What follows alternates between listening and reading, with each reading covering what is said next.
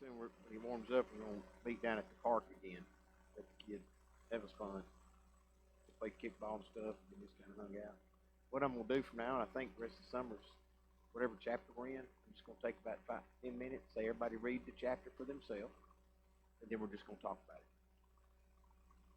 Q&A, just talk. I'm trying to get people. I don't know where their questions are, if I don't let them ask. All right. Here comes everybody. All of you watching at home, okay, prepare. I'm going to sing you a song.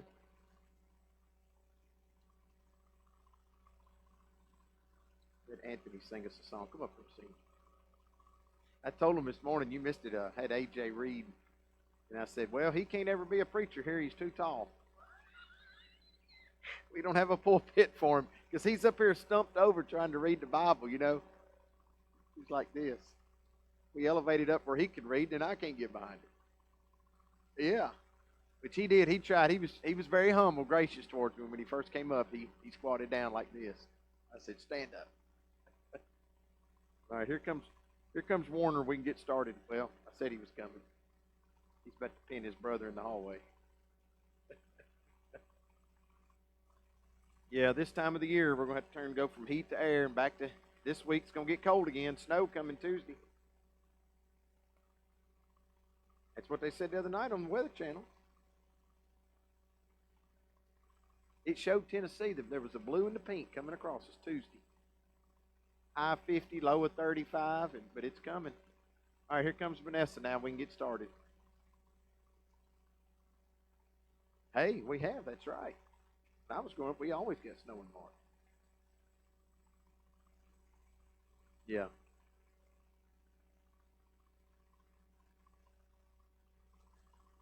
Yeah. James just turned the air conditioner off, so y'all can thaw out here in a minute. All right, 1 Kings 12. We're moving right along.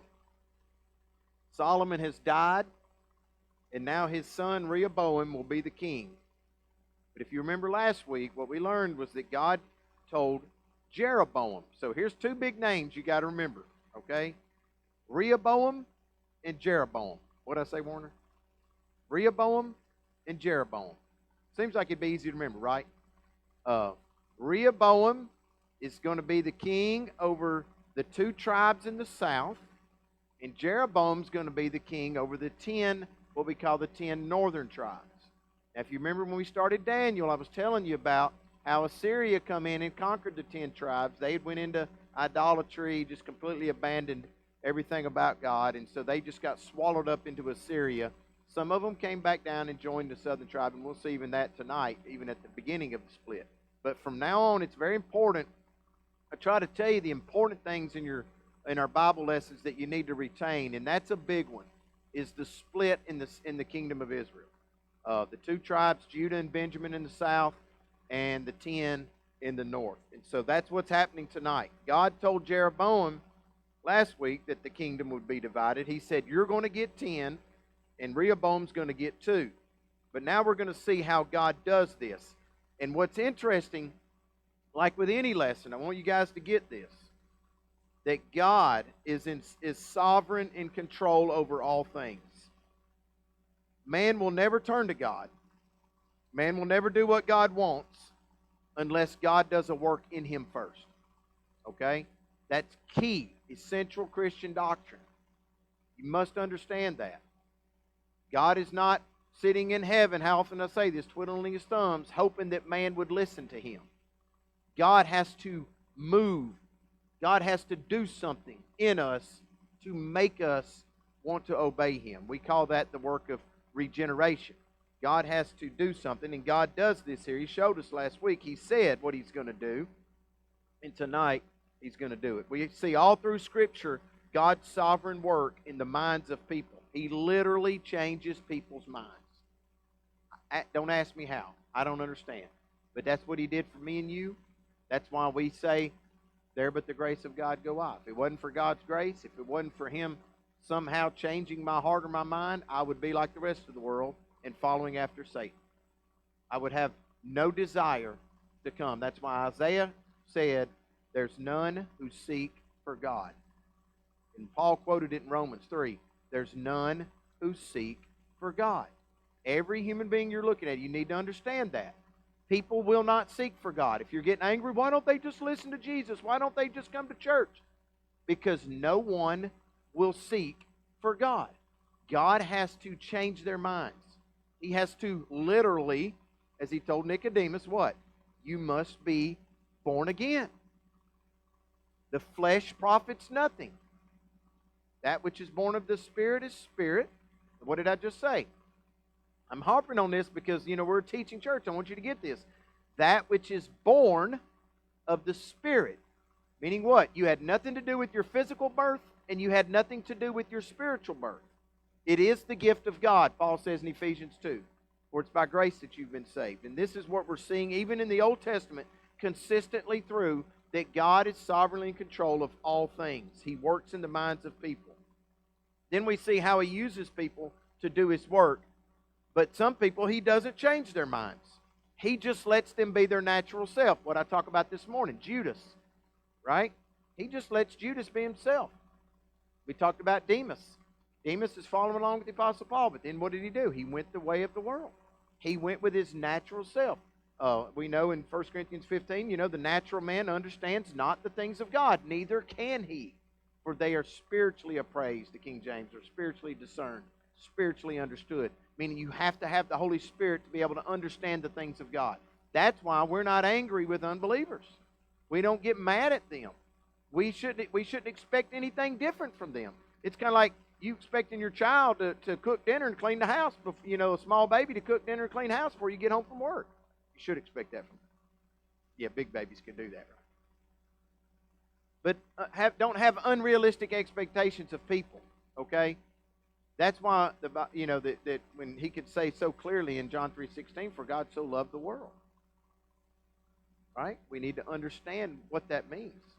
Now, verse 1 tonight. Let's see how God is going to cause the divisions, the split. But yet he's using the natural way that men go.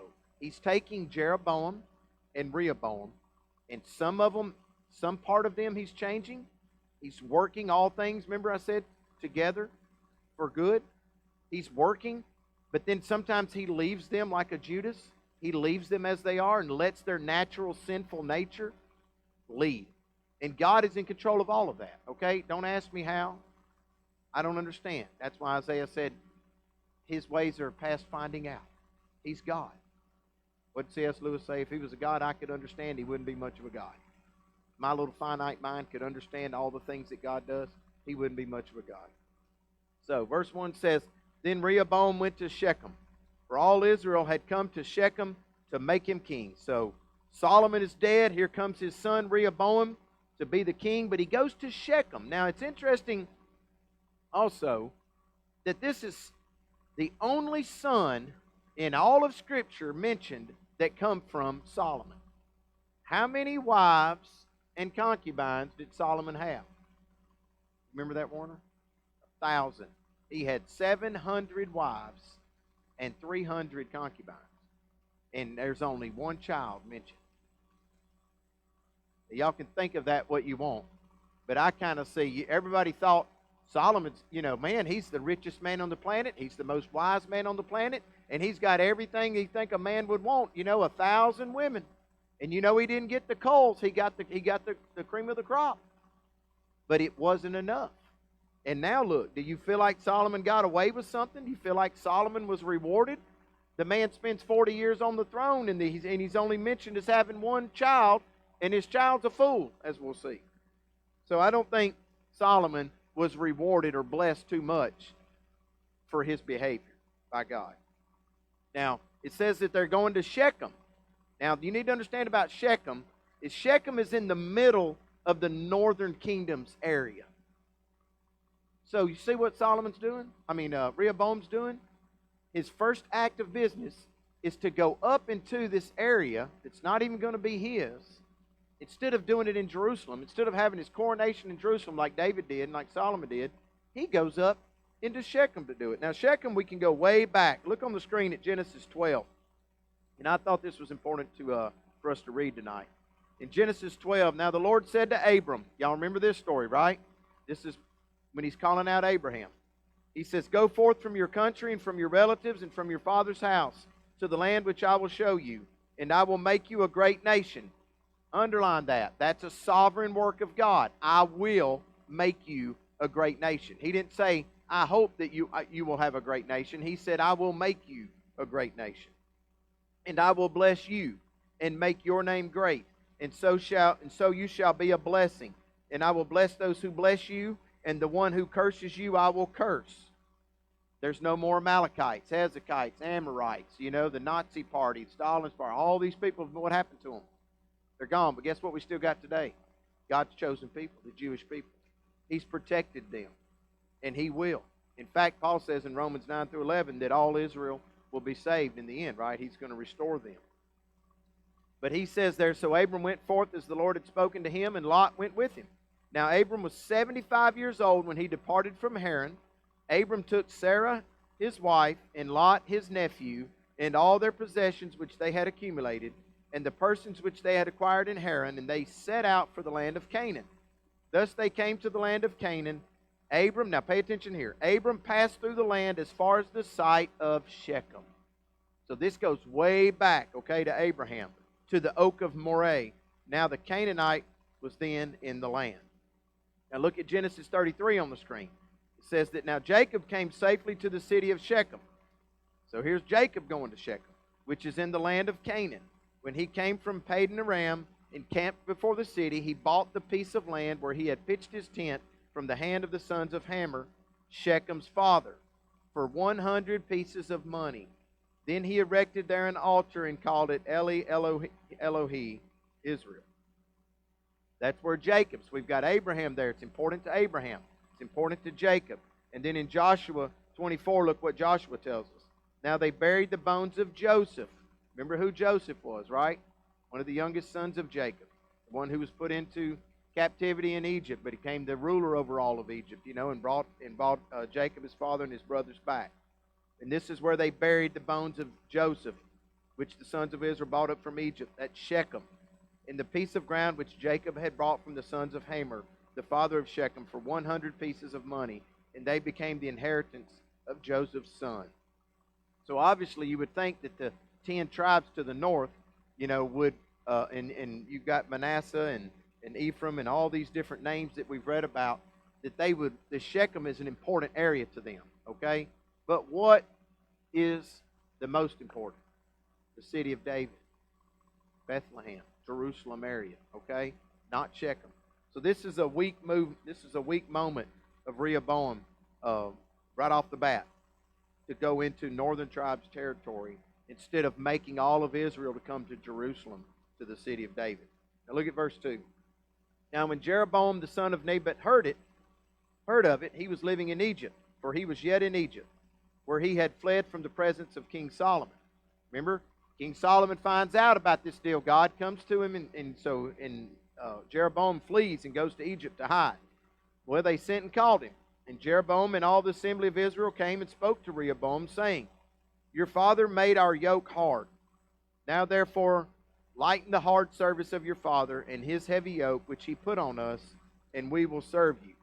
This is exactly what God had told them back in 1 Samuel. Remember, they wanted a king. If y'all remember, after Samuel is dying, and they're like, look, we can't let Samuel's sons, they're worthless. We can't let Samuel's sons lead us. We want a king like all the other nations. God said, all right, let them have a king. They want to step out and do their own thing, which is a theme that we're going to learn through tonight.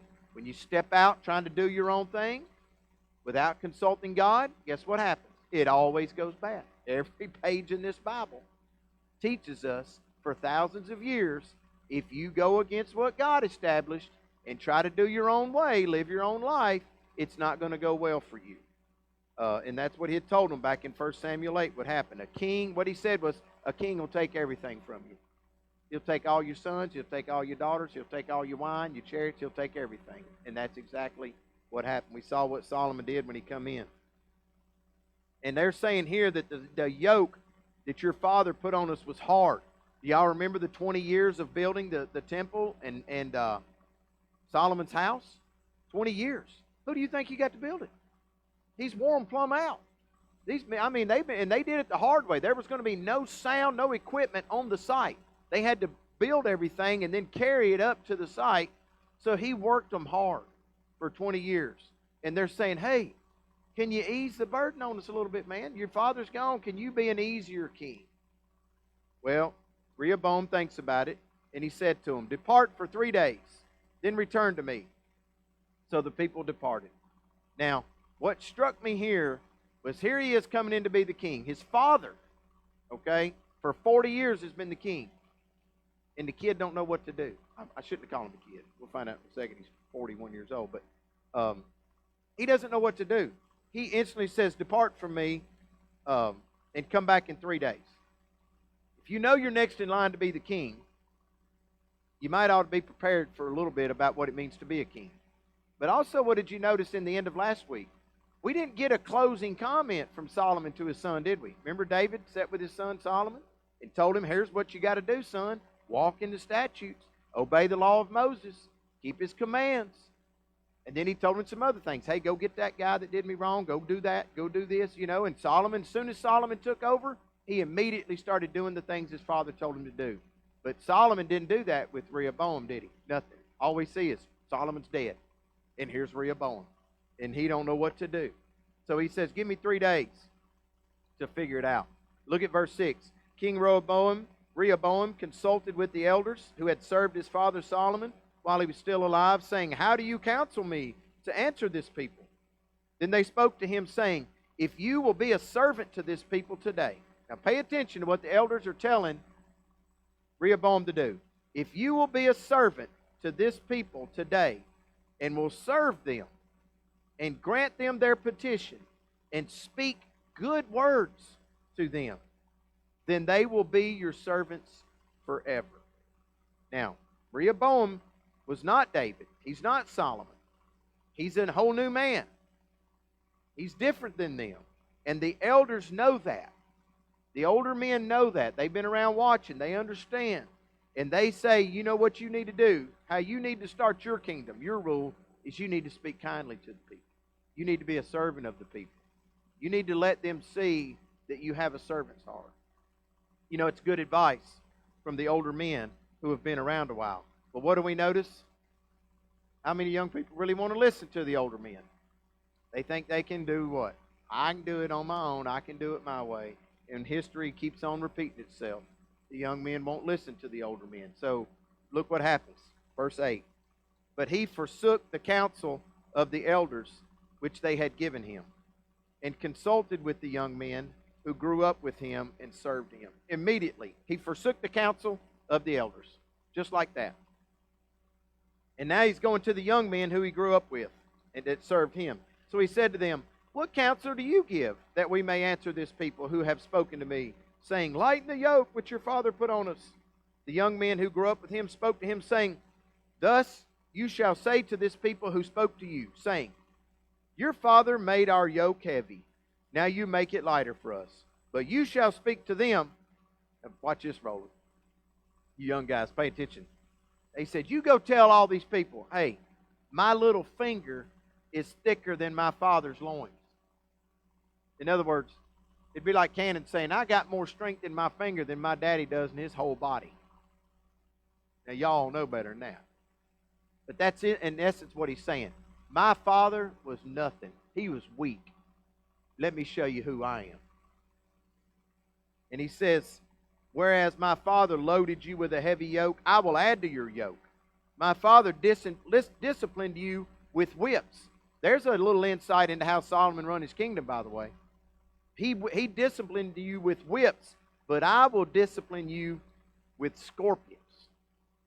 Well, that's completely opposite of what the elders had told him to do. Said, son, you need to come in and be kind to the people, be a servant of the people, get to know the people. And, yeah, it's like a roasting in here now. He immediately rejected the elders' counsel, but he turns to these young guys and decides he's going to go with them. What's the lesson we're taking from this? Y'all listen to me on this. asking advice from different people. This is so prevalent today. I've dealt with this one so many times. They come to me, Derek, I need some counsel. All right? Tell me your situation. They tell me the situation. I give biblical counsel. And then I don't hear from them again. You know when I find out 6 months later? They went to this person over here who gave them counsel. It wasn't biblical counsel. You know what counsel it was? It was what I feel is right. What my intuition tells me. What my instincts tell me. It wasn't the Word of God. So when you go after counsel until you find someone that will tell you what you want to hear, that's not going to be good counsel. That's never going to work out. What you need is wise biblical counsel. And, well, we see Rehoboam starts off his rule the wrong way. Verse 12 says, Then Jeroboam and all the people came to Rehoboam on the third day as the king had directed, saying, Return to me on the third day. Hang on a second. Then Jeroboam and all the people came to Rehoboam on the third day as the king had directed, saying, Return to me on this third day. The king answered the people harshly, for he forsook the advice of the elders which they had given him. And he spoke to them according to the advice of the young men, saying, My father made your yoke heavy, but I will add to your yoke. My father disciplined you with whips, but I will discipline you with scorpions. So he does, in fact, do exactly what the young men had told him to do. He took the wrong advice. In verse 15, So the king did not listen to the people, for it was to turn events from the Lord. You know why he didn't listen? Because God didn't change his heart. God didn't change his mind to listen. God left him in his natural, sinful, selfish, prideful state to do what all men would have done. We can sit here and judge Rehoboam, but you know what? We would have done the same thing if it weren't for the grace of God. Change us. He left Rehoboam to do this because he's turning the events. God is turning things. He's fixing to split the kingdom. And it says it was a turn of events from the Lord that he might establish his word, which the Lord spoke through Ahijah, the Shilonite, the prophet, right, to Jeroboam, the son of Nebat. Like I said in the beginning tonight, God causes all things. He is in absolute control.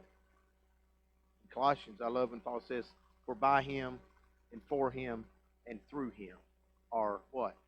All things.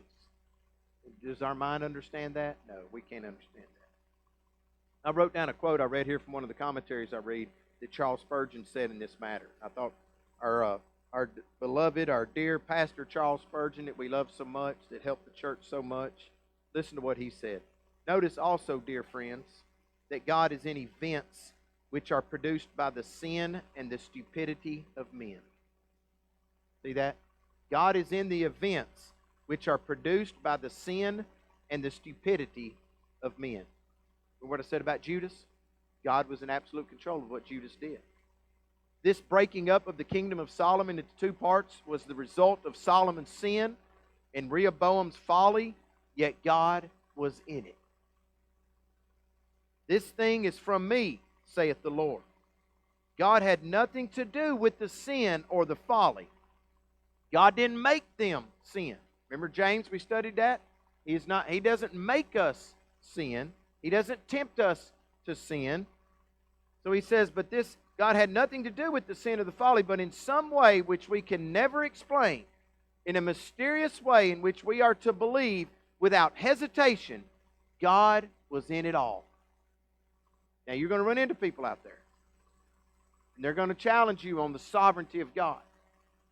And what I've learned to tell them, well, how can God do this? How can God? I say, I don't know. But I tell you what, if anybody tries to explain that to you, they'd be unbiblical. Because there's some things, there's some paradoxes, there's some mysteries that we can't explain. Deuteronomy says the secret things belong to the Lord, right? There's some things we can't explain. And when you go trying to explain them, when you go trying to teach people things that the Bible doesn't say, that we don't know, then you're unbiblical, and what are you in danger of doing? Leading them towards some kind of doctrines of demons, right? And so we have to be very careful. That's why we studied in James. The Bible says, don't let many among you be the teachers. You incur a stricter judgment. Make sure that you're only speaking God's word to people.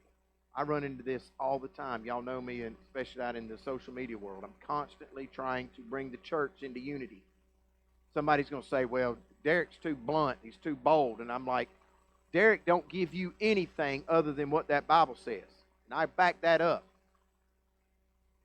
I've stood here and preached on this Facebook Live for years now. I'm not ashamed of anything I say. So when you get friends or family say, well, I wouldn't do it that way. Well, I don't really care if you don't want to do it that way. You go start your own church. But I'm answering to the Lord God here, and He said what? Preach the Word. Just preach the Word. I got it wrote under this pulpit. And that's what I'm going to do.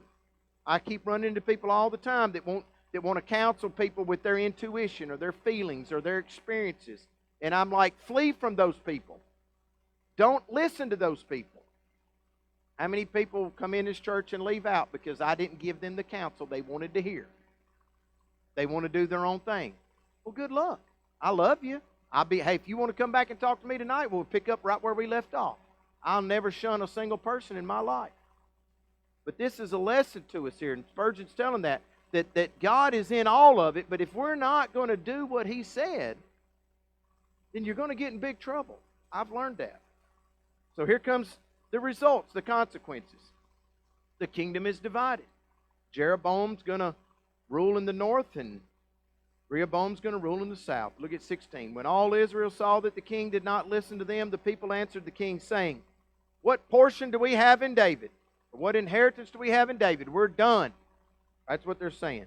We have no inheritance in the son of Jesse. To your tents, O Israel. Now look after your own house, David. So Israel departed to their tents. This is the split. They're gone. We're done with you guys. Okay? We're cut off. We reject David's descendants as ruling over us. It's a big deal. It goes down in history. Verse 17. But as for the sons of Israel who lived in the cities of Judah, Rehoboam reigned over them.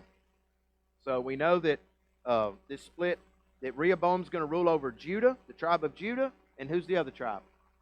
Benjamin. These are the two southern tribes, Judah and Benjamin. And that's who Rehoboam's going to rule over, just like God said.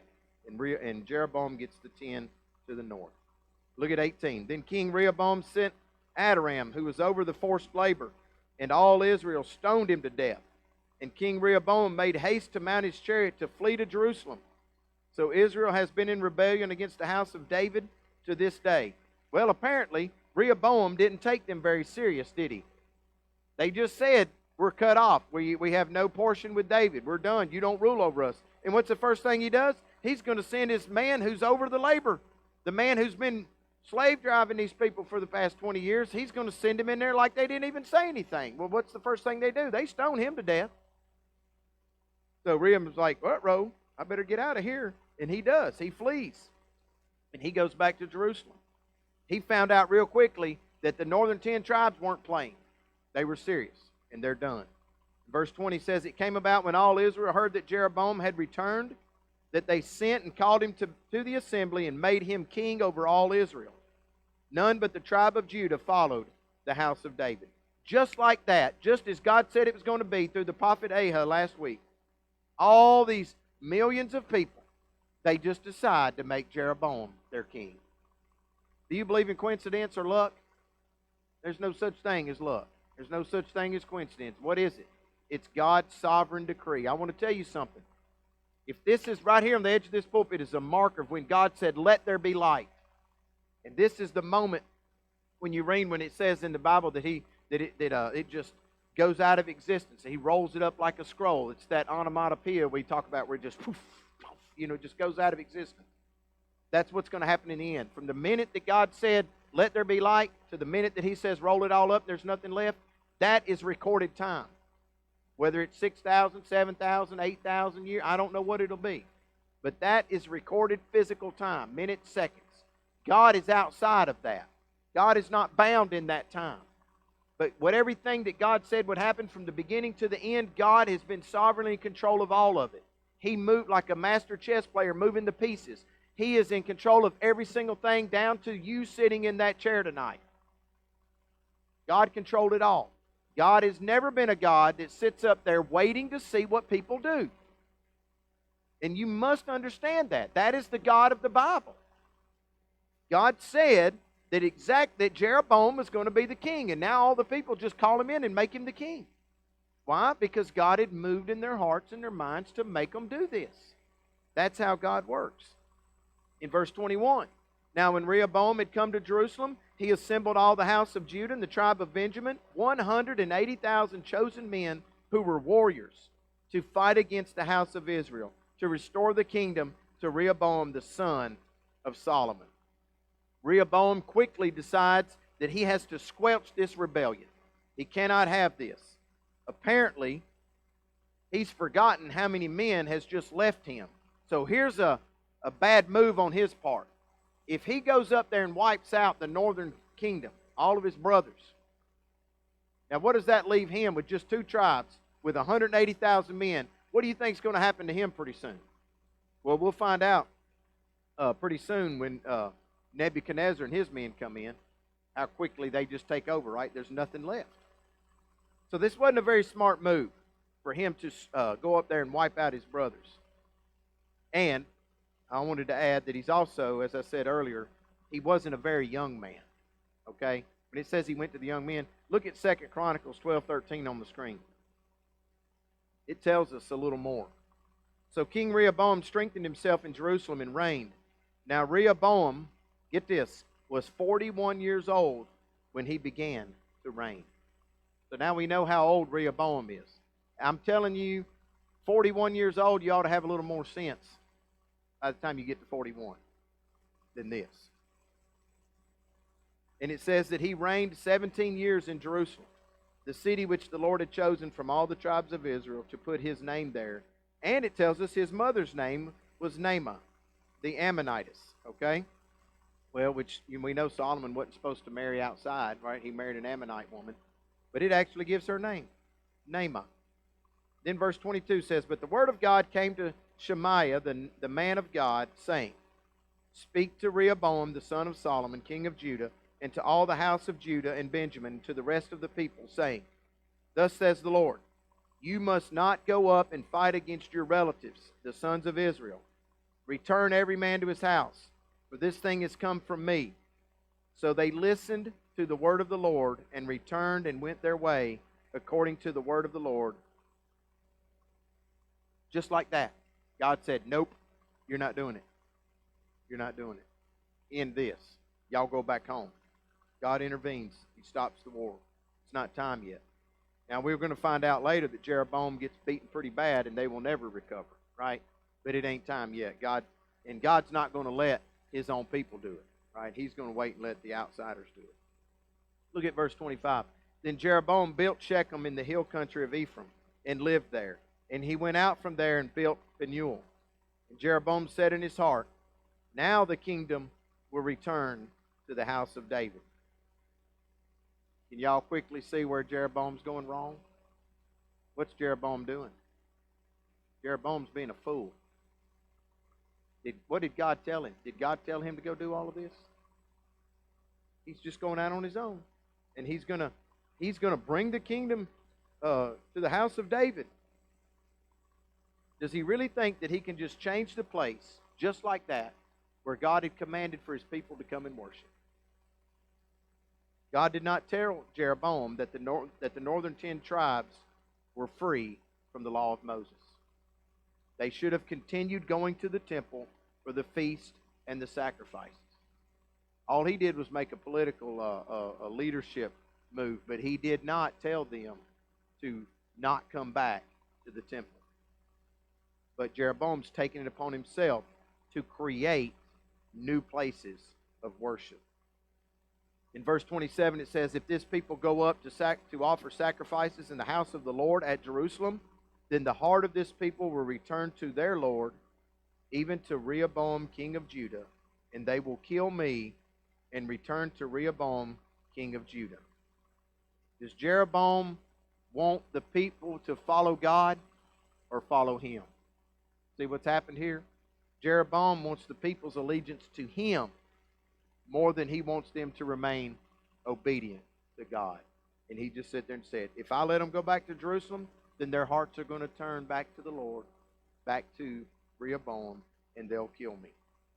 And then look at verse 28. So the king consulted and made 2 golden calves and said to them, it is too much for you to go up to Jerusalem. Behold your gods, O Israel, that brought you up from the land of Egypt. He set one in Bethel, and the other he put in Dan.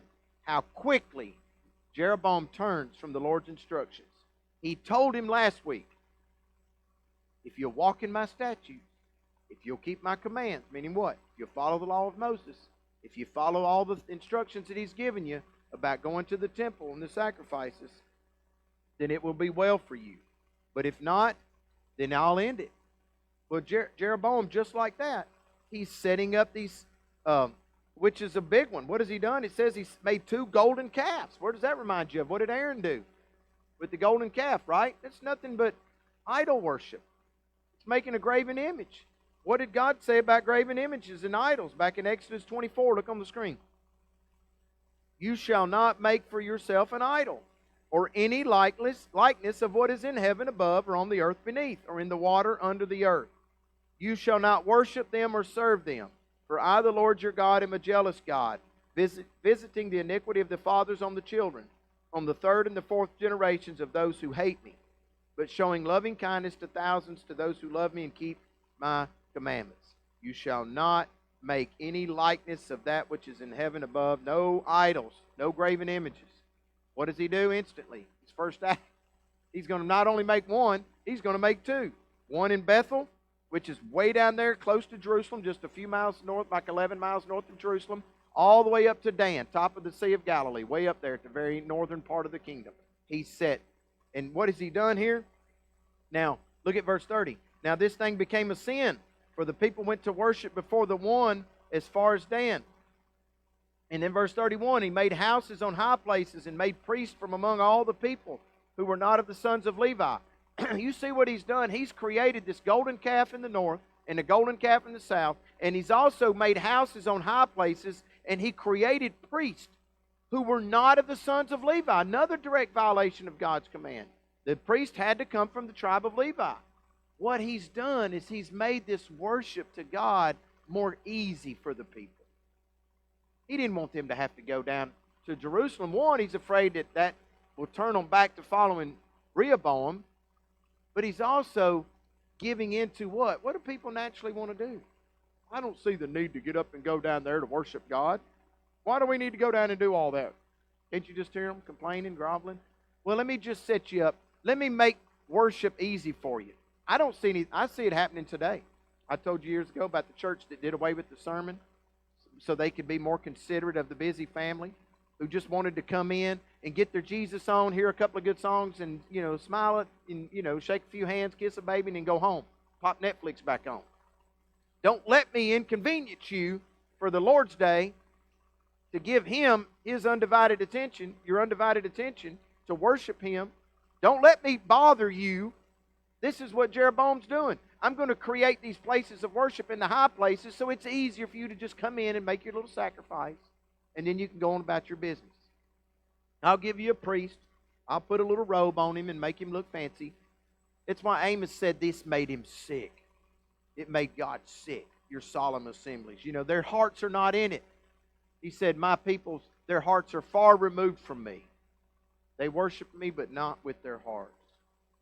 He just made things convenient. He appealed to their laziness. He appealed to their lack of sincerity in their obedience and their worship.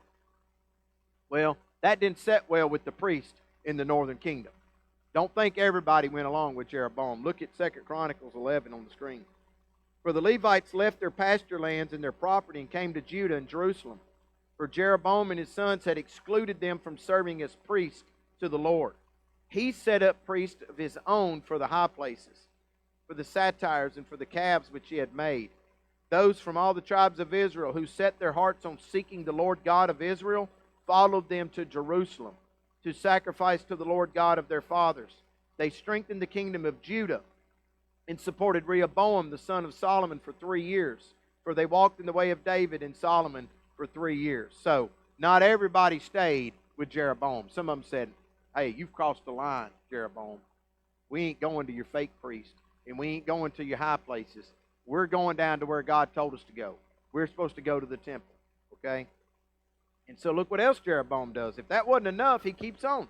Jeroboam instituted a feast in the 8th month on the 15th day of the month, like the feast which is in Judah. And he went up to the altar. Thus he did in Bethel, sacrificing to the calves which he had made. And he stationed in Bethel the priest of the high places which he had made.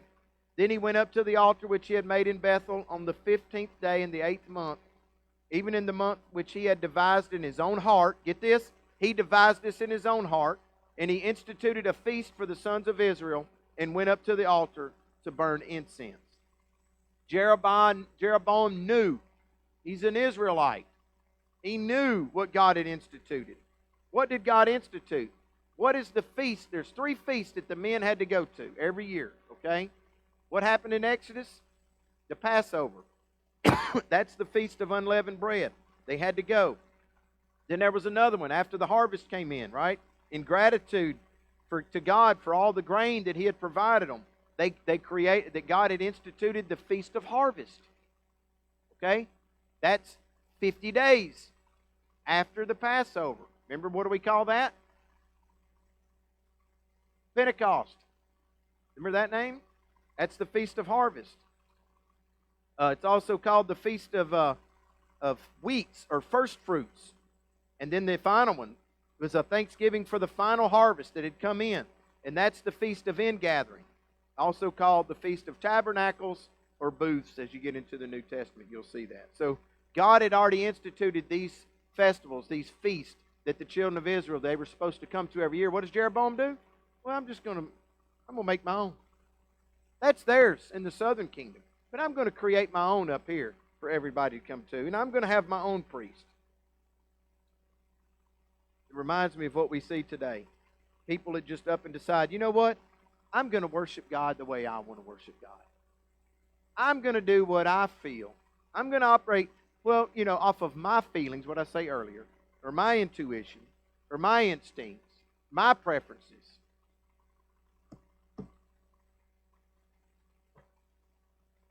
Just throw that thing away. Let me tell you what I think we should do. Instead of listening, seeking the literal Word of God. I've said this to you 100 times, but Wade got my attention years ago with one in a meeting, and I was going on and on about, I think we need to do this. And how you do in meetings. I think we should do this. I think we should do that. We're struggling in this area. We could do better here. We're just talking about things. And I kept on. It was a whole lot of I. And Wade said, time out. I think we need to go to God and see what He wants. That was a good, one of the, I guess, his few shining moments in his life, But it was right. He was right.